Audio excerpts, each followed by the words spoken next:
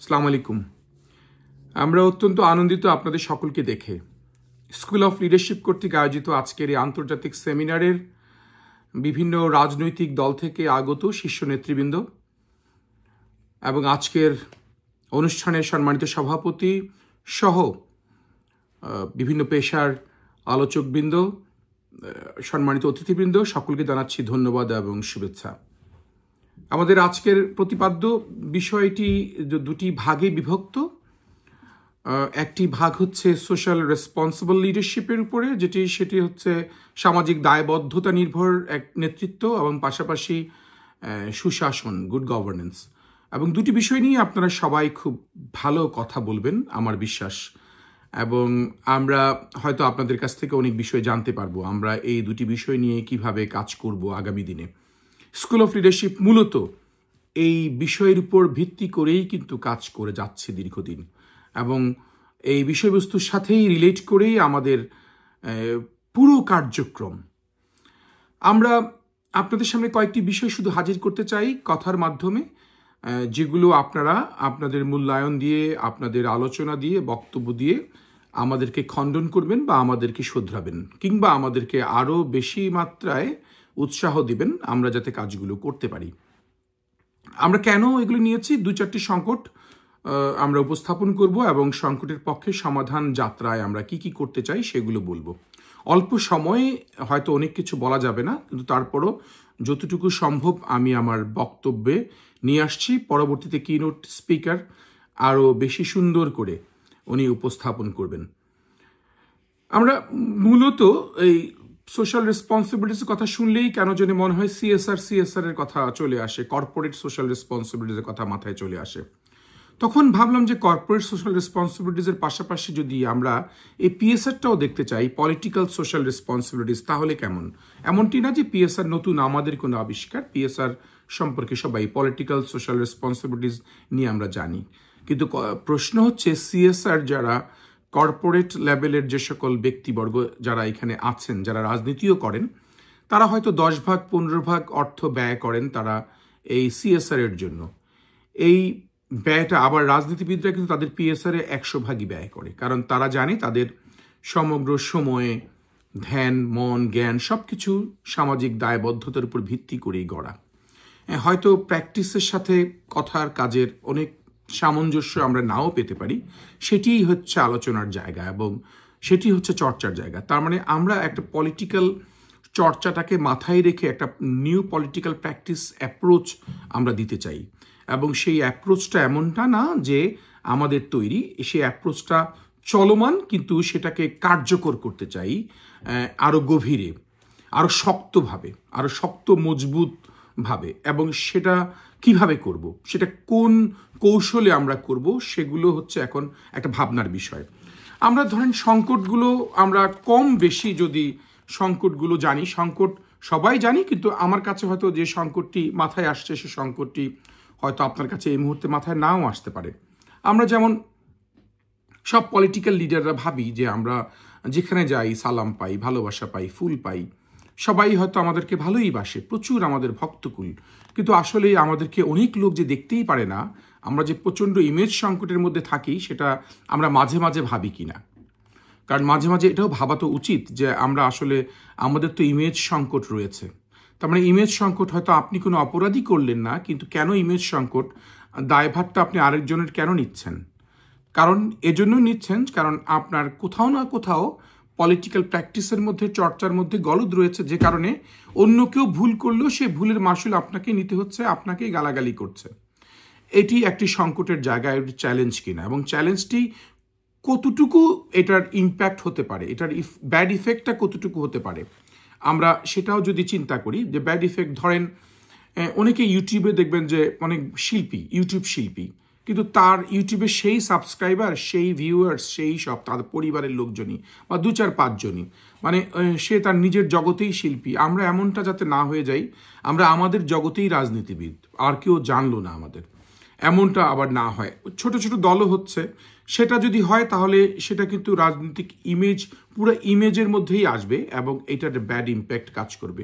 আর বড় পলিটিক্যাল পার্টিতে ভাবতে পারে যে অনেক লোক আমাদের প্রচুর আমাদের সমর্থক বাড়ছে, তাহলে তাদের সমস্যাটা কি সেটাও বলে দিই। তাদের সমস্যা এমন হতে পারে যে ভোট কেন্দ্রে ভোটের আয়োজন হবে, সবই হবে, ভোট কেন্দ্রে শুধু দলের সমর্থক এবং নেতাকর্মীরাই থাকবে, তারাই ভোট দিবে, আর কেউ ভোট দিবে না। সেই ইউটিউব চ্যানেলের মতোরও তারও অবস্থা যে তার শুধু নিজস্ব লোকরাই ভোট দিবে। তার মানে সেটা কতটুকু বাস্তব এবং এটা হবে কি না, এটা আমরা চাই না হোক। না হওয়ার জন্য তো আমাদের কিছু কাজ করতেও হবে, এবং সেই কাজ করণীয়গুলো কি কি আমরা করতে চাই। আমরা আজকে এইখানে আমরা 3টা চার্টার অফ ডিমান্ড আপনাদের কাছে একটু সংকট বলেই শেষ করবো না, একটা ডিমান্ড দিয়ে যাব আর কি। এই ডিমান্ডগুলো আমরা একযোগেই পালন করতে চাই আপনাদেরকে নিয়ে। ডিমান্ডের মধ্যে প্রথম ডিমান্ডটাই আমার হচ্ছে যে আমরা বাংলাদেশে রাষ্ট্র সংস্কারের কথা সবাই যেমন বলি, আমরা রাষ্ট্র সংস্কার সবাই চাই, অন্তর্বর্তীকালীন সরকারের যেমন প্রত্যাশা সংস্কার হোক, কিন্তু ছোট প্যাকেজ বড় প্যাকেজ এমনটি প্রত্যাশা সবার না। প্রত্যাশা হচ্ছে যারা নির্বাচিত সরকার তারাই সংস্কারগুলো আসলে করবে। কিন্তু কথা হচ্ছে যে সংস্কার শুধু রাষ্ট্র সংস্কার কেন, আমরা রাজনীতির সংস্কার নিয়ে আমরা কেন বারবার কথা বলি না? আমরা কি ভয় পাই, লজ্জা পাই, কষ্ট পাই কিনা যে আমরা সবাই আমরা বলতে পারি না? আমরা তো আলোচনা করি, আমরা ভাবি, আমরা বলি, আমরা করি, কিন্তু প্রকাশ্যে এটা নিয়ে কেন এত আলোচনা হচ্ছে না? রাজনীতির সংস্কারও দেশে হচ্ছে। রাজনীতির সংস্কার কি সেটি আর ব্যাখ্যা করতে আমি চাই না, কিন্তু রাজনীতির সংস্কার ছোট ছোট দল যদি মনে করে না আমরা রাজনীতির সংস্কার নিয়ে বেশি কথা বললে বড়রা বৃহৎ রাজনৈতিক দলগুলা অখুশি হতে পারে, বা বিএনপি ধরেন অনেক বড় রাজনৈতিক দল, এখন তাদের কাছ থেকে আমাদের দূরত্ব বেড়ে যেতে পারে, এমন হয় কি না? কিংবা বড় বড় রাজনীতিবিদরা ভাবতে পারে ছোট ছোট রাজনীতিবিদরা অখুশি হয় কিনা এই সংস্কারের কাজ শুরু করলে, বা ছোট ছোট রাজনীতিবিদরা ভাবতে পারে বড় বড় রাজনীতিবিদরা বেশি অখুশি হয়ে যায় কিনা আমরা এটা প্র্যাকটিস শুরু করলে। তার মানে আমার প্রথম ডিমান্ডটা হচ্ছে আমরা রাষ্ট্র সংস্কারের পাশাপাশি রাজনীতি সংস্কার করতে চাই। সেটি আপনারা কি বলেন? আমার দ্বিতীয় ডিমান্ড আজকের অনুষ্ঠানের মাধ্যমে সেটি হচ্ছে যে আমরা সবাই তো ক্ষমতায় যেতে চাই, প্রত্যেকটি রাজনৈতিক দলের স্বপ্ন, সেটি খুবই স্বাভাবিক। যদি এককভাবে ক্ষমতায় না গেলেও আমরা কোনো বৃহৎ জাহাজের সাথে বসে থেকেও যদি 2-4টি আসনও নিতে পারি তাহলে ক্ষমতার ভাগাভাগি একটা অংশীদার হতে পারি, এবং সেটিও খুবই স্বাভাবিক এবং সেটি অস্বাভাবিক না, এবং সেটি গেলে খুব যে ভুল হবে সেটিও বলার অপেক্ষা রাখে না। কিন্তু কথা হচ্ছে প্রত্যেকটি রাজনৈতিক দলের, এমনকি যারা ক্ষমতায় যাবে তাদেরও কি নির্ধারণ করা আছে কিনা যে হ্যাঁ অপোজিশন পার্টি কিংবা পলিটিক্যাল কী ধরনের পলিটিক্যাল রোল প্লে করা উচিত। আমরা বিরোধী দল থাকলে কি করব, নাকি আগের মতনই হরতাল মিছিল মিটিং জ্বালাও পোড়াও সব শুরু করব? কারণ প্রত্যেকবারই যা হয়, অতীতে মানুষ শান্তিতে থাকে না কেন? ক্ষমতায় যেই যাক তার পরের দিন থেকে তো আন্দোলন শুরু হয়, এবং সেটাও যদি আবার হয়, কারণ 100টি কাজ করলে 2-4টি ভুল তো হবেই। সেই 2-4টি ভুল নিয়ে যদি আবার রাস্তায় আন্দোলন শুরু হয়, ভাঙচুর হয়, মানুষের গণভোগান্তি হয়, তাহলে তো সমস্যা সৃষ্টি হবেই। এবং সেটি বন্ধ করতেও চাই না যে মানুষ আন্দোলন কেন করবে না, করুক, কিন্তু তারপরে বিরোধী রাজনীতির ধরনটা কী হবে, তাদের প্র্যাকটিসটা কি থাকবে সেটি স্পষ্ট দেখতে চাই।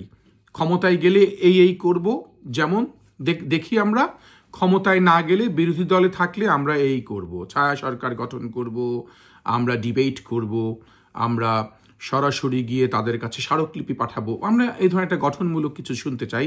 তাহলে আমরা শুনলে আরও বেশি আশ্বস্ত হব না বাংলাদেশে একটা স্বস্তির রাজনীতি তৈরি হচ্ছে।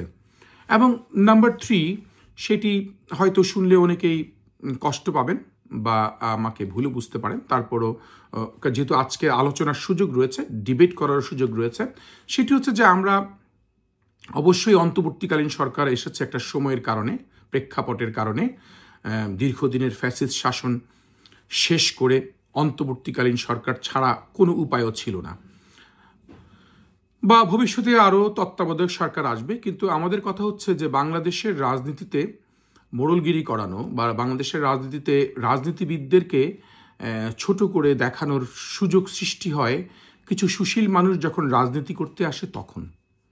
কারণ অরাজনৈতিক ব্যক্তিরা যখন রাজনীতি না করে শুধুমাত্র ক্ষমতায় যেতে চায়, প্রত্যাশা করে মাঝে মাঝে কোনো শীতের সিজনে, তাহলে সেটা কিন্তু খুব খারাপ। তার মানে সুশীল মানুষদের এই রাজনীতি করার লিপ্সাটা বন্ধ করতে হবে। কারণ হয় রাজনীতি করেই করা উচিত রাজনীতি দলের সাথে, কারণ রাজনীতি দলের সাথে থাকলে কি হয়, তাকে অনেক বেগ পোহাইতে হয়, তাকে অনেক কাঠখোর পোহাতে হয়, তাকে অনেক কথা সমালোচনা সব কিছু পার করে তাকে রাজনীতি করে একটা জায়গায় আসতে হয়। কেউ আসতে পারে, কেউ আসতে পারে না। কিন্তু সুশীল মানুষগুলো কি ভাবে, তারা ভাবে সারা জীবন একটা পর্যায়ে গিয়ে পড়াশোনা শেষ করে বা আমলা হয়ে বা বড় সামরিক কর্মকর্তা হয়ে বিচার বিভাগের ভালো জায়গায় থেকে কিংবা বড় বড় ভালো ভালো বুলি আওড়িয়ে, এখন তো অনেক টকশো করার সুযোগ রয়েছে, বিভিন্ন জায়গায় কথা বলার সুযোগ রয়েছে, গিয়ে আমরা একটা সময়ে দেশের রাজনীতিগুলোকে আমরা তাদের মাতাব্বরি করতে পারবো। ফলে বাংলাদেশে কখনো আর প্রপার পলিটিক্যাল প্র্যাকটিস ডেভেলপ করে না।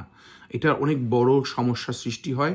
সারা জীবন মাঠ পর্যায়ে যারা রাজনীতি করে আসে তারা সবচেয়ে বেশি ভোগান্তিতে ভোগে, এবং সারা জীবনের কষ্ট করে আসা রাজনীতিবিদগুলোই সবচেয়ে বেশি পোড় খাওয়া রাজনীতিবিদ, তাদের জন্য কষ্ট হয়। তার মানে আমার তৃতীয় ডিমান্ডটি হচ্ছে খুবই স্পষ্ট, রাজনৈতিক দলের মধ্যেও সেটির প্র্যাকটিসগুলো ডেভেলপ করা, যে এই রিক্রুটমেন্ট প্রক্রিয়ায় আমরা কিভাবে কাজ করতে পারি। তার মানে আমি 3টি বিষয় ছেড়ে দিলাম আপনাদের সামনে। যদি বক্তব্যের স্বার্থেই আমি 3টি বিষয় ছাড়লাম, তাহলে আমি আমার বক্তব্য দীর্ঘায়িত করছি না।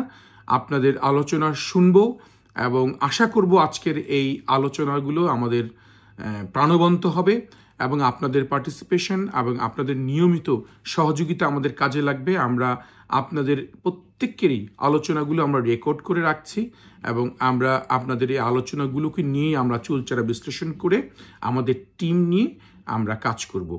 আবার দেখা হবে, কথা হবে। সকলকে ধন্যবাদ। আল্লাহ হাফেজ। আসসালামু আলাইকুম।